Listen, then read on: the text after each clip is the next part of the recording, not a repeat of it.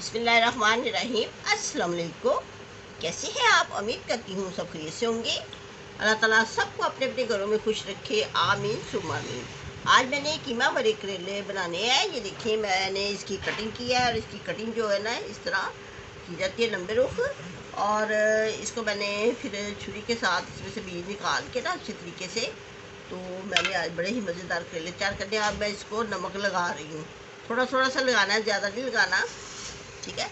तो जब नमक लगाते हैं, फिर इसके बाद मैंने इसको कुछ देर रखूँगी, रख के तो फिर मैंने इसको अच्छी तरह धोकर तो सुखाकर फिर इसको फ्राई करके बनाऊँगी। ये जो तरीका है मेरा कीमा भरे करेले बनाने का, ये एक नया तरीका है, बहुत ही जल्दी तैयार हो जाती है। मैंने इसमें कीमा भरना है, बड़े लजीज मज़ेदार बनेंगे।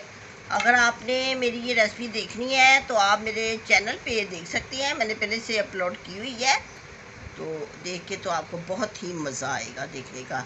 एक मरतबा देखें ज़रूर, बहुत ही आसान तरीके के साथ ये तैयार हो जाती है।